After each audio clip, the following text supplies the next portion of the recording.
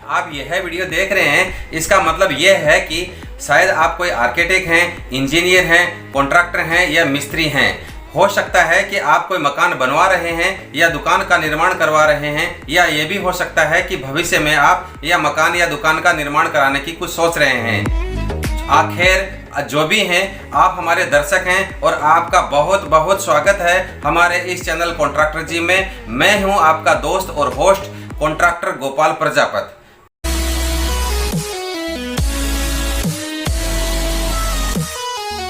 आज इस वीडियो में हम जानेंगे कि बजरी कितनी प्रकार की होती है, अच्छी बजरी की पहचान कैसे करें, खराब बजरी कैसी होती है और बजरी की गुणवत्ता को देसी तरीके से कैसे जांच करें और किस बजरी को कहां पर उपयोग में लाना चाहिए। इस टॉपिक पर आज हम बात करेंगे।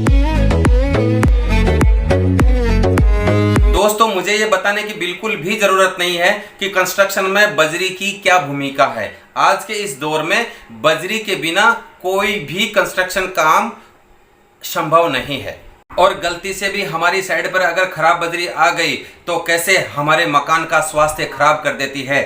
जैसे दरारें पड़ना, क्षार आना, दीवार पर प्लास्टर निकल जाना या प्लास्टर में से दाने निकलना जैसी कई बीमारियां हमारे मकान को घेर लेती है।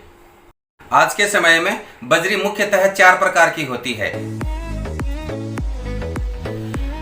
नदी की सफेद बजरी, नदी की काली बजरी, पहाड़ी बजरी और आर्टिफिशियल क्रशर यानी एम सैंड।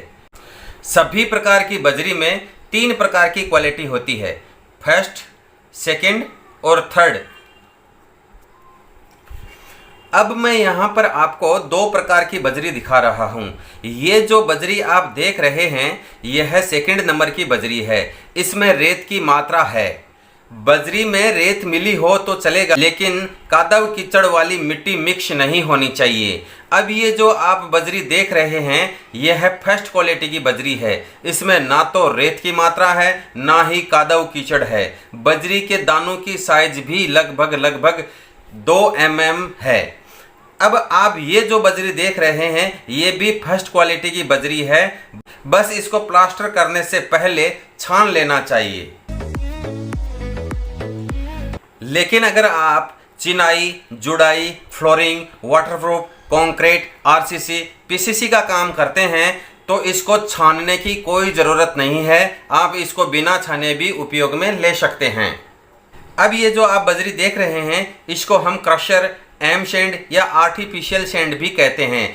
ये बजरी पहाड़ी पत्थरों को मशीन में पीस कर चूरा बनाया जाता है, जिसमें रेत या कीचड़ बिल्कुल नहीं होती है। लेकिन जितनी पकड़ सीमेंट और रिवर सैंड में होती है उतनी पकड़ सीमेंट और एम सैंड में नहीं होती।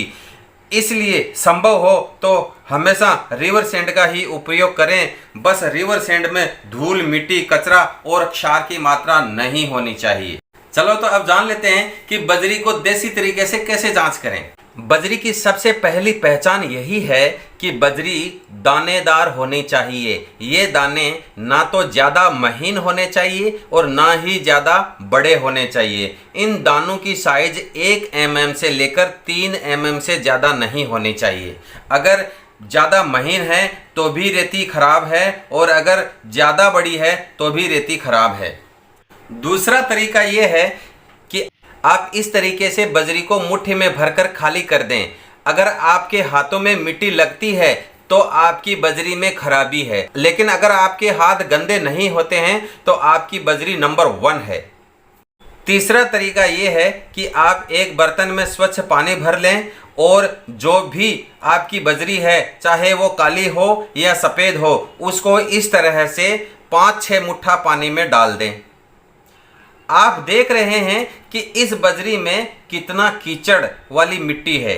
अगर आप इसको इसी तरह से हिलाएंगे तो यह बजरी अपना असली रूप दिखा देगी। इस प्रकार की बजरी को हम थर्ड क्वालिटी की कैटेगरी में रखते हैं। इस प्रकार की बजरी को टाइल्स, मार्बल के फ्लोरिंग तथा पीसीसी में ही यूज करना चाहिए, प्लास्टर में बिल्कुल नहीं। बजरी को देसी तरीके से चेक करने का मेरा चौथा तरीका आपको थोड़ा अजीब लग सकता है, लेकिन आपकी बजरी में नमक की मात्रा कितनी है यह जांच करने के लिए ये तरीका एकदम सही है। बहुत बार ऐसा होता है कि समुद्र का पानी नदी में आ जाता है, जिसके कारण बजरी टेस्ट में नमकीन हो जाती है, साल्टी हो जाती है। इसलिए आप बजरी के 3-4 दानों को अपनी जीभ पर रख कर पता करें कि इसका स्वाद कहीं नमकीन तो नहीं है, कहीं साल्टी तो नहीं है। अगर आपकी बजरी का स्वाद नमकीन है तो उसको अच्छी तरीके से धो के फिर ही यूज करें। हमारा 5वां देसी तरीका है बजरी को जांच करने का, यह है कि आप बर्तन में बजरी भरकर इसको हवा में इस तरीके से बरसाएं।